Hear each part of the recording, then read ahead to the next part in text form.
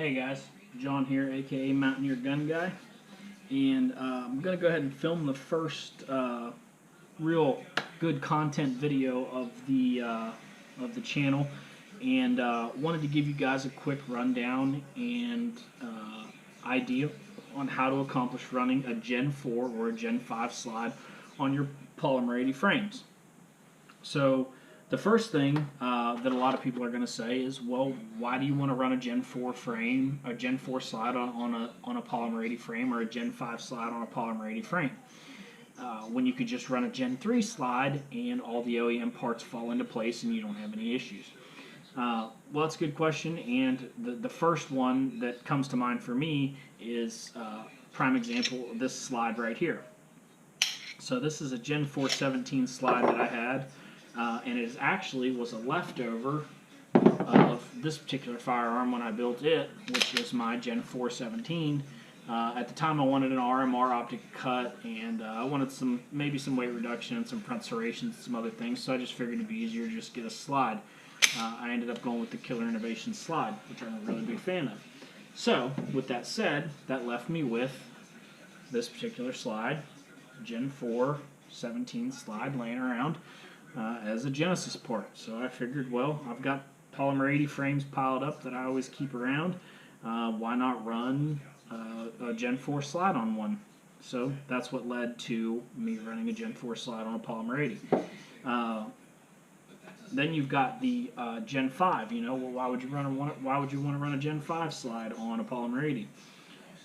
Well, for me, that's real easy. To me, Glock OEM slides run better, feel better, fit better than any of your aftermarket companies, and with all the options that are available on the Gen 5 slides, i.e. your front serrations, RMR optics cut, you know, the front bevel on the slide there, it's a no-brainer to me. If I was going to build a Polymer 80 frame, I obviously want a Gen 5 slide at this point if I'm buying a slide for that particular build. So anyway, those are the reasons, you know, at least in my experience, why I would want to run a Gen 4 or a Gen 5 slide on a Polymer 80 build. So let's get into the meat and potatoes of how this works. Okay, so this right here is the version 2, the newer version of the full size, basically Glock 17 equivalent, full size frame, 9mm equivalent for Polymer 80, and I've done nothing more to this frame other than finish it for the purpose of putting a slide on it. I've done none of the tricks in anything that we're going to talk about as far as fitting a Gen 4 or Gen 5 slide on it.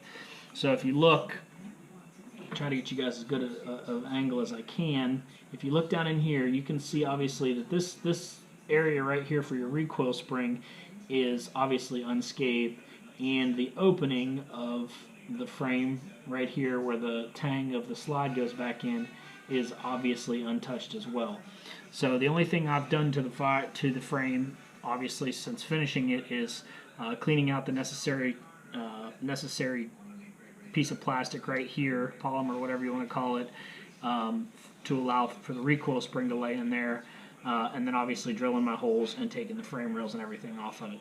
So that's a bone stock, ready to rock Polymer 80 17 frame. So the first step, as far as fitting the Gen 4 or Gen 5 slide to this frame, I'm going to take a Gen 4, actually I'm going to use my Gen 5 in this particular instance, but I'll take a Gen 5 slide and I'll fit it over the frame, and at that point the front tang, which I'll try to show you guys as good as I can, the front tang is going to contact the frame, right? Okay, there's too much material in the way, so the frame is not going to allow the slide to cycle the way that it should. So at this point what I do is I'll take an X-Acto knife or a razor blade if you've got whatever, something sharp, and I'll basically just try to get in, set this down as tight as I can, hold it still, and I'll trace around the front of the tang on that slide and just leave a slight mark to give me an idea of how much material I'm going to have to remove down the road. At that point, I've got a mark on my frame. I know how much material is in my way and needs to come out of there. So I'm going to go to the old Glock tool that I know every Glock enthusiast has laying around, the old Dremel tool. So I'm going to get, on my particular applications, I just use little 80 grit sanding wheel that pretty much every Dremel kit comes with. If you've got something like this kit that I've got here, it's going to come with several options in the sanding discs that'll work just fine. So once you get your tool set up and everything, you've got an idea as far as what material needs to come out of there. Now these things are obviously, your Dremels are speed controlled, so you don't need to get crazy with these things, and take your time clearing that material out of there, because obviously you can't put it back. And if you want something to look good and to fit the way that it should and tight, obviously you're going to want to work that material out of there slow. I'll work a little bit of material out, I'll check that line, work a little bit of material out, check that line. Once I start getting close to that line, and I know I'm getting close to it, I'll pick that same slide back up that I used to make that line, and I'll refit that slide back onto the frame. And just all I'm doing is refitting, guys, and just checking the fitment and making sure that I haven't taken enough material out. So, okay, so now I've got my slide back on there, bam, bam, I'm still contacting material, I still need to take more material out, go back to the Dremel tool, clearance a little bit more, and I keep repeating. I probably do that step 10 or 15 times just to make sure that once I've cleared enough material out, I'm not clearing too much material out. And it makes the fit and finish on the end of this frame really nice once it's all said and done, as long as you take your time. And you can even go back in there with a little bit of emery cloth or a finer sandpaper and clean it up a lot and really make it look good once it's all said and done. So at some point, you're going to clear enough material out of there that your slide is actually going to function. Now, I've seen some guys on some different forums and write-ups and things to where they've said that in order to accomplish what I'm accomplishing, I have to take material out of this channel here. I'm not really sure what they're talking about. I've not run into that, and I have several frames that I run Gen 4, Gen 5 slides on, and I haven't run into that issue. So the only thing I can think is maybe when they're talking about a couple of the walkthroughs I've seen where they run Gen 4 recoil springs, which I'm not a fan of, and I'll go into that a little bit. So there's several walkthroughs where guys are actually taking Gen 4 recoil springs, and they're fixing their Polymer 80s into drill presses and things like that, and they're actually running a drill bit down through here, which does two things. It clearances the frame, which is great, but then it also clearances this channel here to allow you to run a Gen 4 recoil spring. I'm not a fan of that for several reasons. The primary one being that once you clearance this to allow for that Gen 4 recoil spring, it makes this frame so weak and brittle through here that eventually it's going to crack with repeated fire, repeated range trips and things like that. So I don't know about you, but that's not really something that sounds appealing to me on my firearms.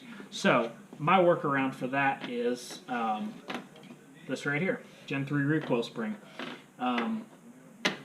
I get that these recoil springs are really nice. When Glock changed the design, it was definitely a step up in quality. However, there's really nothing wrong with your Gen 3 recoil springs at all. And honestly, I mean, these are OEM, so they're captured spring. But in reality, you could actually run different configuration springs on these recoil on the guide rods, which makes things a little bit easier for different applications. So where this Gen 3 comes in is rather than clearancing out this whole channel to allow for a Gen 4 or Gen 5 recoil spring, all you're going to do is pick up a reducer bushing, which I'm sure you guys have seen these. Zev makes them. Terran Tactical makes them. A lot of companies make them, and all it is just a reducer bushing that slides into the front of your Gen 4, Gen 5 frame, and basically allows you to run a Gen 3 recoil spring. So now you've got your frame clearanced out, right? You've got your frame clearanced out. Your slide will actually cycle all the way back to a stop to where it's supposed to be at full lock. You've got your bushing, or in this particular instance on this Gen 4, I'm running this Strike Industries comp, which is a Gen 4 comp, but it requires you run a Gen 3 recoil spring. So that alleviates the whole issue or need for this bushing. So I'll show you guys what I'm working with here.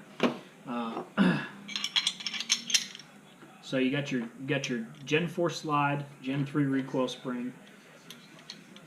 Go ahead and slide this thing in here. And this is what we're looking at after I've clearanced the frame. Okay, this is a frame that I've already done, obviously, to allow for a Gen 4. You can kind of see the difference in the mouth. You can kind of see how wide open that one is. And this is the one that I hadn't touched. So I know it's black, so it's kind of hard to see, but let me see if I can get that kind of angle. Ugh, sorry guys, I'm not very good at the whole camera angle here. But basically what you're looking at is one that I've clearanced versus one that I haven't. So I've got my Gen 4 slide all assembled and ready to go. I got another Gen 3 or Polymer 80 frame here that's clearanced and opened up for the slide. Gen 3 recoil spring installed.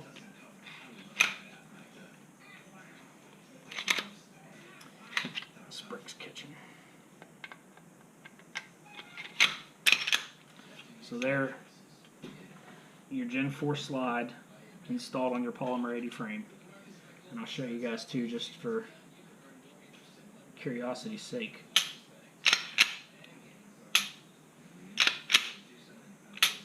And I was talking earlier about guys saying that you might have to clearance within that channel a little bit more to allow for the tang to go back far enough. I once again, neither one of these frames have had that done, and it seems to cycle and function just fine. So there you have that one. That's a Gen 4. That's a Gen 4 slide on a Gen 4 frame, or correction, on a Polymer 80 compact long slide frame with a Gen 3 recoil spring assembly installed. So now on to my creme de la creme, which is the Gen 5 17 slide on the same Polymer 80 compact long slide frame. Now this is going to require the bushing in the front of the frame, the front of the slide, in order to run that Gen 3 recoil spring. Now here's the curveball for running the Gen 5 slide.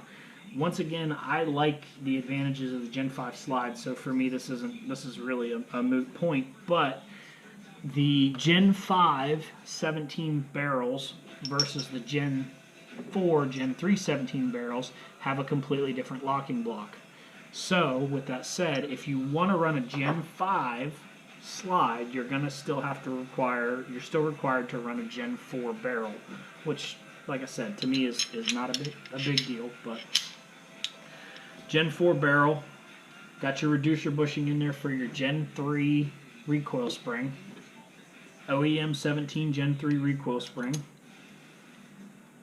Got that popped into place, right? So now I've got a complete slide assembly. Gen 4 barrel, reducer bushing, Gen 3 spring, Gen 5 slide, clearanced Polymer 80 frame to allow for that wider tang in the front.